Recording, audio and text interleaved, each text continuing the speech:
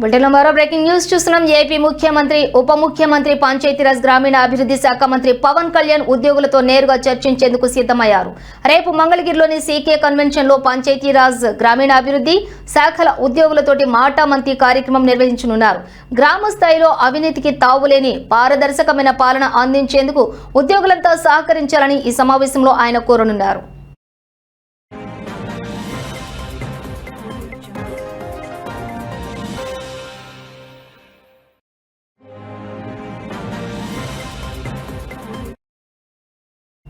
ఇక కూటమి ప్రభుత్వం అధికారంలోకి వచ్చాక పంచాయతీరాజ్ శాఖలో సుమారుగా 10,000 మంది ఉద్యోగులకు పదోన్నతులు కల్పించిన విషయం తెలిసిందే. ఇదిలా ఉండగా గ్రామీణ అభివృద్ధి శాఖలోని కాంట్రాక్ట్ అవుట్సోర్సింగ్ ఉద్యోగులకు సైతం పదోన్నతులు, వేతనాల పెంపుతో పాటుగా ఇతర సంక్షేమ ప్రయోజనాలు అందించేందుకు ప్రభుత్వం కసరత్తు చేస్తోంది. నూతన సంవత్సర కానుకగా సంక్రాంతి నాటికి ఈ ప్రయోజనాలను వారికి అందించాలనే లక్ష్యంగా పెట్టుకుంది.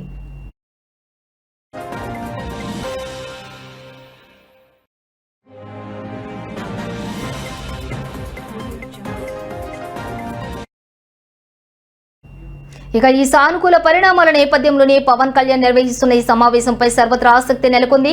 ఈ భేటీలో అన్ని క్యాడర్ల ఉద్యోగులతో పవన్ స్వయంగా మాట్లాడి గ్రామీణ ప్రజలకు మెరుగైన సేవలు అందించడానికి ఎలాంటి విధానాలు అవలంబించాలనే దానిపై వారి అభిప్రాయాలు, సలహాలు తీసుకున్నారు. క్షేత్రస్థాయిలో పాలనను బలోపేతం చేయడమే లక్ష్యంగా ఈ కార్యక్రమాన్ని ఏర్పాటు చేసినట్లు అధికార వర్గాలు వెల్లడించాయి.